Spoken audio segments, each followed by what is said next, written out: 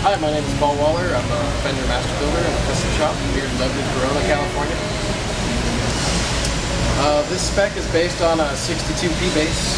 It's got a vintage nut width, 7¼ inch radius with vintage fret wire, and rosewood board on the difference being a plain roasted piece of maple. Still have your standard cutaways and three-tone faded sunburst in a Relic finish, hand-wound pickups, tortoise pickguard. These have a little bit higher output than a standard 62, so just slightly hotter. And it sounds really good with the string. It's all vintage hardware, and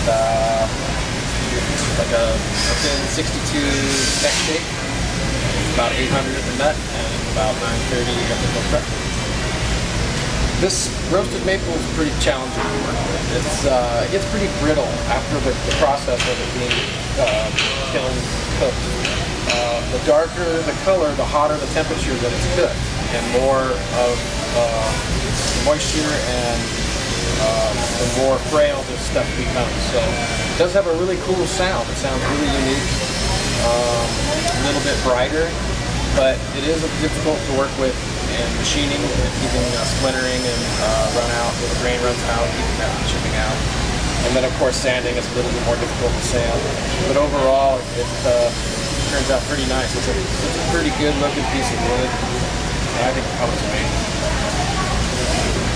My job, I get to play and build a lot of guitars, and this is the first guitar probably in about a year that I've actually wanted to keep. I just set this thing up and started playing it with my amp, and it sounds so good that I really want to keep this one for myself, but it already has a home, so I would say you got to pick it up, try it for yourself. This thing sounds amazing.